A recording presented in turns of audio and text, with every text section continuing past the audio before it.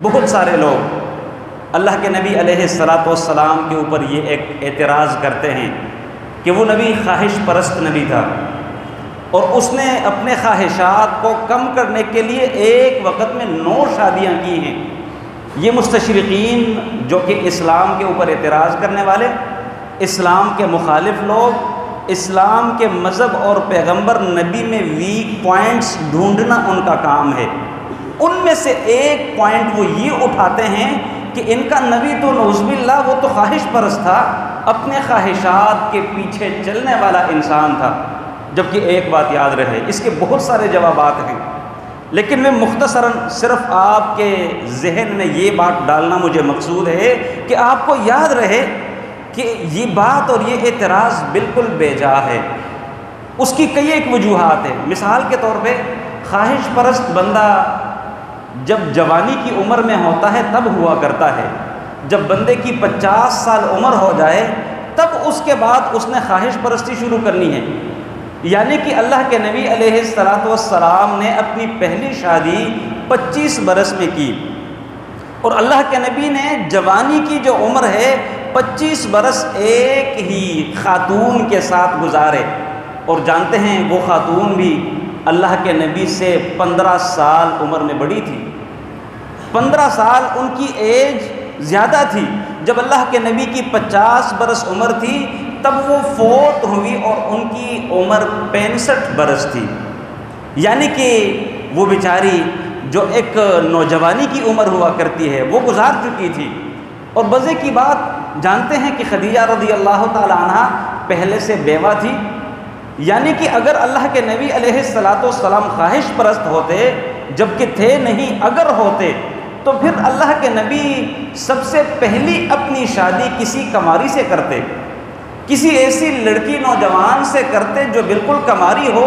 اللہ کے نبی نے نہ تو وہ شادی پہلی کماری سے کی ہے، اور نہ ہی اللہ کے نبی علیہ الصلاۃ والسلام نے کسی نوجوان لڑکی سے شادی کی، بلکہ 40 برس کی عمر میں پہنچنے والی ایک بڑھیا کہہ لے، ایک خاتون کہہ لے، ان سے اللہ کے نبی نے شادی کی تھی۔ اب سوال یہ ہے کہ اللہ کے نبی علیہ الصلاۃ والسلام نے پھر اتنی شادیاں کی کیوں؟ بہت ساری ریزنز ہیں، بہت سارے وجوہات ہیں۔ ایک بات یاد رہے، کبھی بھی یہ مت سوچئے گا، ہمارے معاشرے میں یہ ایک سوچ پائی جاتی ہے کہ جب بھی کوئی بندہ دوسری تیسری شادی کرتا ہے ہر بندہ پوچھتا ہے کہ بھئی مسئلہ کیا ہے؟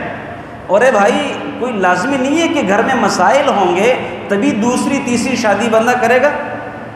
اکثر عموماً یہ دیکھا گیا ہے کہ اگر میاں بیوی کی آپس میں بنتی نہ ہو اسی لیے بندہ دوسری شادی کر لے تو کوئی بات نہیں۔ اگر بیوی بانجھ ہے، اس کے ہاں بچے پیدا نہیں ہوتے، تب اگر خاوند دوسری شادی کر لے، اگرچہ ہمارے ہاں ہندوانہ رسومات کو دیکھا جائے تو اس میں بھی وہ اجازت نہیں دیتی، اگر پھر بھی وہ خاوند شادی کرتا ہے تو لوگ مختلف طعنے دیتے ہیں، مختلف باتیں کرتے ہیں، جبکہ یہ باتیں اللہ کی قسم ہندوانہ رسومات و رواج کی باتیں ہیں۔ ساری عمر ایک ہی بیوی کے ساتھ گزارنی، ساری زندگی ایک ہی کے نکاح، اگر وہ مر گئی دوبارہ سے اس کے مرنے کے بعد بھی آپ کو شادی کرنے کی جرت نہیں ہوگی۔ یہ ہندوانہ رسومات ہیں جو کہ اس ہمارے علاقے میں رہ چکے ہیں، اور اب تک ہمارے اندر وہ باتیں موجود ہیں۔ اللہ کے نبی علیہ الصلاۃ والسلام نے شادیاں کیوں کی؟ بہت ساری وجوہات ہوا کرتی ہیں۔ لازمی نہیں ہے کہ لڑائی جھگڑا ہی ہوگا گھر میں، یا خاوند کی محبت نہیں ہوگی اپنی پہلی والی بیوی سے تبھی وہ دوسری شادی کرے گا۔ ہرگز یہ سوال غلط ہے، یہ بات جو سوچ ذہن میں آتی ہے غلط ہے، یہ ممکن ہی نہیں۔ کئی ایک وجوہات۔ اب اللہ کے نبی علیہ الصلاۃ والسلام نے ابو بکر کی بیٹی عائشہ صدیقہ رضی اللہ تعالیٰ عنہ سے نکاح کیا، انہیں اپنا سسر بنایا، خود ان کے داماد بنے۔ ایک تو اللہ کے نبی کا ان کے ساتھ ایک دینی رشتہ تھا، نبی اور امتی کا رشتہ تھا، اور ان کے ساتھ صدیقیت اور دوستانہ ماحول تھا، لیکن اس کے ساتھ ساتھ اللہ کے نبی نے ان کی بیٹی عائشہ نکاح میں لی، خود ان کے داماد بنے، ان کو اپنا سسر بنایا، اور یوں اپنے اس رشتے کو اللہ کے نبی نے مزید مضبوط کیا۔ عمر کی بیٹی حفصہ رضی اللہ تعالیٰ عنہ، انہوں نے نکاح میں لی ہے، عمر کو اپنا سسر بنایا، خود ان کے داماد بنے، ایک تو ان کی رفاقت تھی، ایک ان کا تعلق تھا، ایک ان کی محبت تھی، ایک نبی اور امتی کا رشتہ تھا۔ لیکن جب ان رشتوں کے ساتھ ساتھ خونی رشتہ بھی بن جائے، اب ظاہری بات ہے معاشرے میں خصوصاً جو قبائل ہیں، ہمارے یہاں پر بھی اگر کوئی بندہ کسی قبیلے سے نکاح کر لے، کسی لڑکی کو بیاہ کر لے آئے، تو پورے قبیلے کے لوگ اس بندے کو اپنا داماد سمجھتے ہیں کہ یہ ہمارے داماد ہیں، اگرچہ دور کا بھی ان کے ساتھ کوئی لنک اور تعلق نہیں ہوتا۔ یہ ان رشتوں کو مضبوط کرنے والی بات ہے۔ اللہ کے نبی نے علی کو اپنی بیٹی دی، علی کو اپنا داماد بنائے، خود اللہ کے نبی ان کے سسر بنے۔ خلفائے راشدین میں سے تیسرے نمبر پہ اللہ کے نبی علیہ السلام کے ساتھی عثمان ہیں رضی اللہ عنہ۔ اللہ کے نبی نے یکے بعد دیگرے 2 بیٹیاں ان کے نکاح میں دی ہیں، ان کو اپنا داماد بنایا، دوہرا داماد، اور خود ان کے سسر بنے۔ یعنی یوں یہ جو رشتے ہوا کرتے ہیں، یہ دینی رشتوں کو مزید مضبوط کرنے کا باعث ہوتے ہیں۔